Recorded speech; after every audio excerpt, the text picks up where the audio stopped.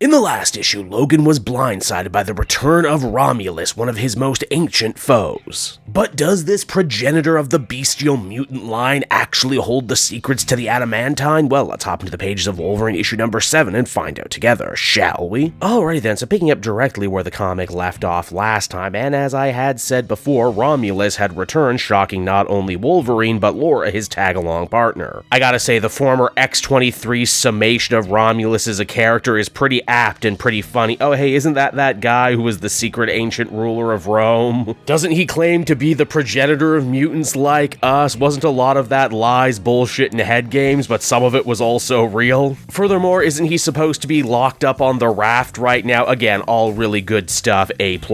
Now, as Wolverine notes right away, there's something very different about Romulus as opposed to all the other Adamantine zombies. He smells way more blood on this guy than he does metal, and there's a good reason for that. You see, unlike Constrictor, Lady Deathstrike, and the others, Romulus has actually managed to retain his intelligence. As he puts it, he is not a slave to the Adamantine. He is their chosen champion, their vessel, and an executor of their will, in this case destroying the false metal that is adamantium. Mainly that means he beats the ever-loving crap out of poor Wolverine and Laura. This guy was strong before, but now he's had a little Adamantine upgrade, meaning now he moves like grease lightning and hits like an absolute Mack truck. Worse still, eventually all of the other Adamantine zombies get their second win, and join the fight once again, absolutely overwhelming our heroes. Laura and Logan fight valiantly, and there's a very good chance they probably would have been killed right here, right now, if Romulus didn't end up getting called away from the fight. Called where, you might be wondering? You know, just the center of the earth. As Logan notes, Romulus didn't used to have the powers to open up big holes in the ground. So surely this must be something brand new, and speaking of new, as Wolverine is very slow to discover, being underground actually makes the Adamantine more powerful. Because the next time he sees Romulus, he's gone full-on super ascended Adamantine with a solid gold shell that's so thick even Wolverine can't cut it with his famous claws. If nothing else, this second time that Romulan serves up a hot pipin' ass whoopin' to Logan, he does decide to open up and give the backstory to Adamantine, and the truth is, it's actually not new. You see, as Romulus explains, Adamantine is the original metal, the metal of myth. Even back when he was running Rome, he sent spies and sages in search of this legendary substance, only to end up coming up completely empty-handed. That is, of course, until Wolverine went out of his way to wake the stuff up inadvertently. You see, as the old stories and ancient codexes tell, Adamantine was born from the Earth itself, where the two men are fighting currently. This stuff was so powerful that it could only be shaped by the legendary Greek god of the forge, Hephaestus. What did he make from the Adamantine? Oh, just Hercules' club and several other godly items. So hey, if you were one of the people in my comment sections on previous videos wondering if the Adamantine had anything to do with the Adamantine in Hercules' club, well, A+ for you, you totally got it. These Adamantine weapons and items found themselves in the hands of heroes, and a new golden age was born. An age long since lost to time, and one that Romulus wishes to return to. Here's the thing though, even though the Adamantine slept in the center of the earth, it was still technically alive, it still perceived, and one particular event that really cheesed it off was the invention of adamantium, a false metal born of twisted science and wielded by killers and abominations. Which, yeah, that really is the reason that Adamantine is all pissed off at adamantium and its wielders. It feels that it's a pale imitation of the real thing, completely divorced from its mythical roots, and because of that, the Adamantine has chosen Romulus to wipe adamantium and all its users from the earth. Of course, to do that, though, he's going to have to go through Wolverine, a task that he is more than happy to complete as the comic comes to a close. And so that was Wolverine issue number 7, everybody. Another fun, if not particularly life-changing issue. I can't believe it actually took 7 full issues for them to finally give us the origin of this Adamantine stuff. And while I certainly like the whole dark science versus ancient mysticism bent they're taking to the whole thing, I just kinda wish the pacing would improve. In this issue, Wolverine fights and gets beaten up a lot. In the previous issue, Wolverine fought and got beaten up a lot. I know that's kind of what we expect when we pick up a solo Wolverine comic, but at the same time, all of these stories are starting to bleed together and not in a good way. As I mentioned too in the last video, Romulus is one of those characters that kind of just has my eyes glaze over whenever they're mentioned. Thankfully though, Solid in a mid isn't afraid to poke some gentle fun at Romulus, bring him down to earth a little bit, and also make him the servant of a much bigger, much more intangible threat. Honestly, my biggest problem in reviewing this series so far is that I just don't actually have that much to say at the end of the day, which is a shame because I gotta fill a whole video. Overall, I would give this one a 7 out of 10. Again, completely enjoyable. I didn't have a bad time with it, but it's also not gonna end up on my best of the year list either when everything is said and done for what it's worth.